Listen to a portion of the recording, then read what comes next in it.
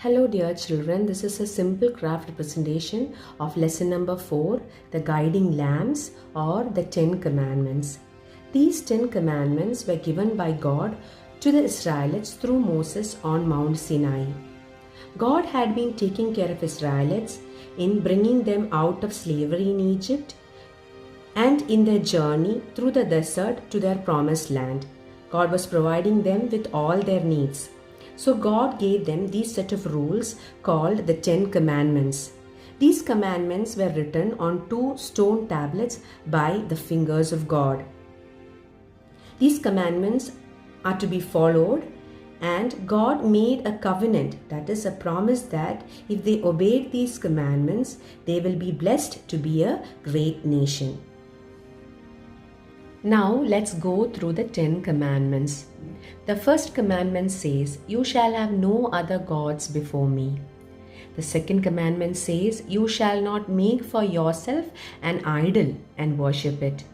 The third commandment says, "You shall not misuse the name of the Lord your God." The fourth commandment says, "Remember the Sabbath day by keeping it holy."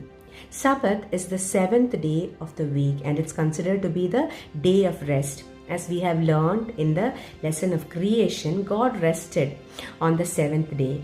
So it is a day dedicated to God.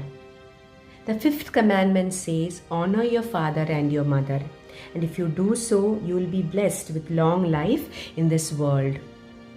The 6th commandment says, "You shall not murder or harm anyone." The 7th commandment says, "You shall not commit adultery." Adultery means to do wrong things or to have wrong thoughts in the physical and emotional relationship with man. The 8th commandment says, "You shall not steal." The 9th commandment says, "You shall not give false testimony against your neighbor." That is, not to talk evil or false about others. The last and the 10th commandment says, "You shall not covet anything that belongs to your neighbor." Covet means to desire too much or to be jealous of other people's belongings. So we can group all these commandments into 2.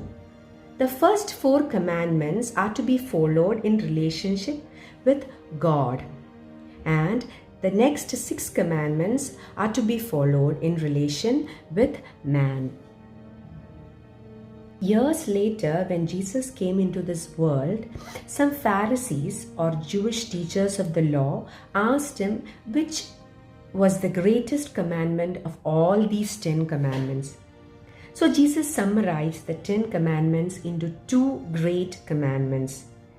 The first one says, "Love the Lord your God with all your heart and with all your soul and with all your mind." And the second says, "Love your neighbor as yourself." So dear children, the moral of this lesson is the love of God and man is the summary of all the commandments. We should obey all the commandments given by God. Thank you and God bless you.